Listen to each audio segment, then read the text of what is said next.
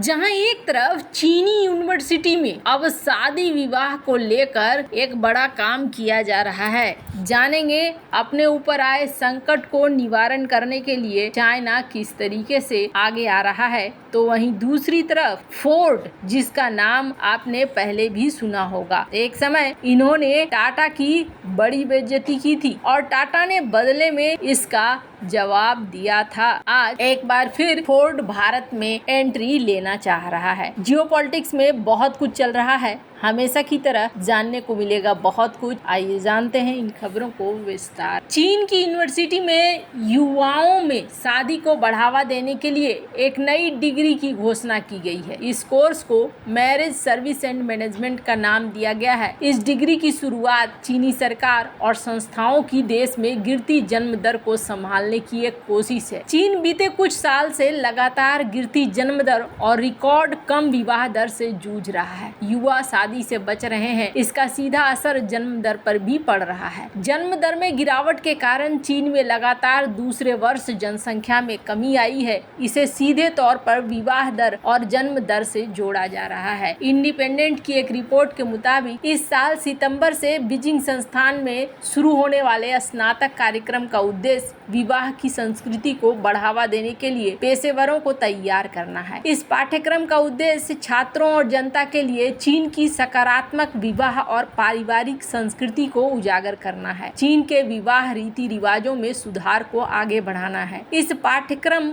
वर्ष में 12 प्रांतों के 70 छात्रों को शामिल किया जाएगा। चीन में शुरू की गई इस डिग्री में परिवार परामर्श, उच्च स्तरीय विवाह योजना, मैच मेकिंग जैसे विषय कवर किए जाएंगे। चीन में इसी साल की शुरुआत में बढ़ावा देने के लिए बेहतर नीतियों की भी घोषणा की गई है। चीनी सरकार ने माता पिता की छुट्टी की नीतियों में बदलाव और चाइल्ड केयर सेवाओं को बेहतर करने के लिए भी कदम उठाए हैं। चीन ने साल 2016 में अपनी एक बच्चे की नीति को हटा लिया था और ज्यादा बच्चे पैदा करने के लिए लोगों को प्रोत्साहित किया। इसके बावजूद चीन में न सिर्फ कम बच्चे पैदा हुए बल्कि शादी की दर भी गिर रही है। बीते एक दशक तक गिरावट के रुझान के बाद 2022 में चीन में विवाह रिकॉर्ड निचले स्तर पर पहुंच गया। चीन में घटती जनसंख्या और युवाओं के अंदर इस तरीके की चीजें अब यहाँ मुश्किलों में ला रही हैं। स्कूलों में बच्चों की संख्या लगातार घट रही है। इसकी वजह से कई टीचर्स की नौकरियां जा रही है। साउथ चाइना मॉर्निंग पोस्ट की एक रिपोर्ट के अनुसार हाल के सालों में स्कूल जाने वाले बच्चों की घटती संख्या के कारण कई चीनी प्रांत शिक्षकों की संख्या में कमी कर रहे हैं, जो इस देश की बिगड़ती हुई जनसांख्यिकी चुनौती को दिखा रहा है। स्क्रीन पर एक आर्टिकल देखिए, जिस आर्टिकल में ये कहा जा रहा है कि कुत्तों की संख्या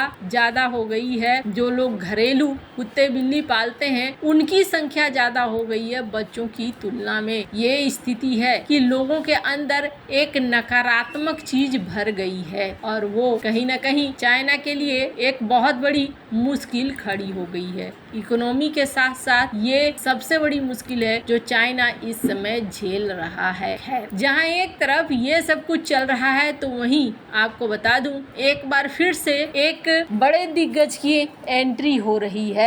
फोर्ड का नाम आपने पहले भी सुना होगा और फोर्ड का नाम आपने नहीं सुना तो आपको बता दूं एक जमाने में ये भारत में काफी बढ़िया पॉपुलर थी और इनका ठीक ठाक व्हीकल सेगमेंट बिकता था। पर 2008 में टाटा ने एक डील करी थी फोर्ड के साथ जगुआर को लैंड रोवर को लेकर, जिसके बाद ये कहा गया था कि आखिरकार टाटा ने बदला ले। मामला क्या था आपको बता दूं 1998 में टाटा मोटर्स ने एक गाड़ी लॉन्च की थी, टाटा इंडिका भारत की पहली आत्मनिर्भर कार, एक ड्रीम प्रोजेक्ट था जो रतन टाटा ने शुरू किया था। हालांकि टाटा इंडिका वैसी नहीं चली और इसका सेल बहुत कम हुआ। अब स्थिति ये होने लगी कि टाटा मोटर्स ने ये डिसाइड किया कि चलो हम इसे बेच देते हैं और खुद रतन टाटा फोर्ड की कंपनी में पहुंचे और अमेरिकन जायंट फोर्ड के साथ इन्होंने डील तय कर ली 1999 में। अब ये डील तय कर ली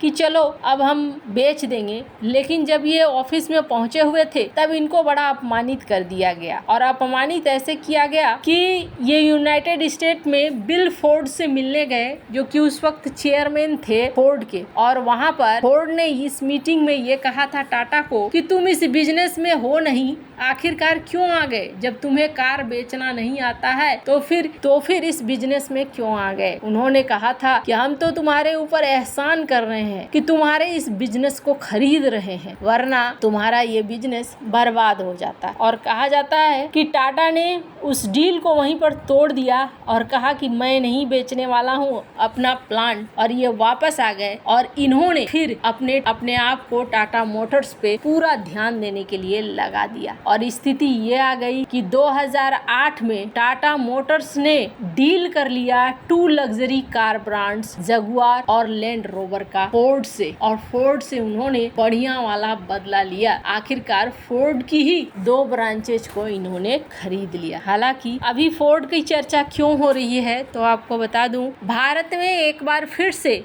फोर्ड एंट्री लेना चाह रहा है। इलेक्ट्रिक व्हीकल के रूप में फोर्ड अपनी एंट्री चाह रहा है। फोर्ड का मंसूबा है कि भारत में जिस तरीके से मैन्युफैक्चरिंग सेक्टर बढ़ रहा है, और ऐसे में मैन्युफैक्चरिंग सेक्टर के बढ़ने से लॉन्ग टर्म गोल बहुत अच्छा है। आने वाले समय में इलेक्ट्रिक व्हीकल की मार्केट बहुत बड़ी होने वाली है भारत। अब आपके मन में कई तरह के सवाल आएंगे कि भारत में ही आने की जिद क्यों पकड़ रखी है? यूरोप में भी तो जा सकता है, अमेरिका में भी तो जा सकता है। पर सवाल ये है कि जा तो सकता है, लेकिन समस्या ये है कि वो पहले ही चाइना से ओवर क्राउडेड हो रहा है। चाइना यूरोप में पहुंच रहा है, और दूसरी बड़ी बात यह है कि अमेरिका अपने इलेक्ट्रिक व्हीकल मार्केट में जबरदस्त कंपटीशन पैदा कर रहा है। भारत इसे एक खुला बाजार दिख रहा है, एक ऐसा बाजार जहां फोर्ड उतर सकता है और अपने व्यापार को बढ़ा सकता है। फोर्ड की भारत में अगर एंट्री होती है तो एक बार फिर से एक चीज और है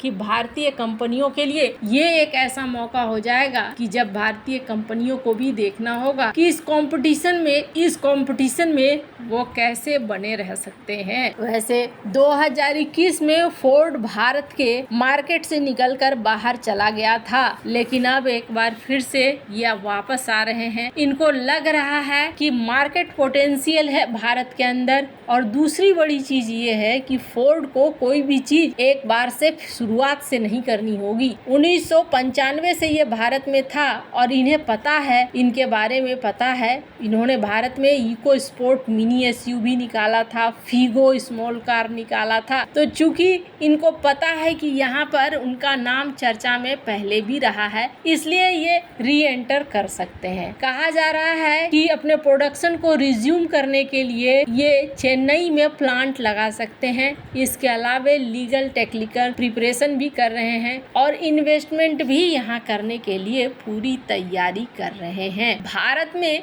इन्वेस्टमेंट करना इतना आसान नहीं है। भारत में इस वक्त जो क्राइटेरिया है वो क्राइटेरिया कुछ ऐसे है कि $500 मिलियन का आपको इन्वेस्टमेंट करना होगा, यानी कि 4150 करोड़ का। तो यहाँ पर कई सारी चीजें हैं। वैसे आपको क्या लगता है, इन सब मामले में आपकी क्या राय है? कमेंट कर जरूर बताएं। जल्द मिलते हैं अगले वीडियो में नई खबर के साथ।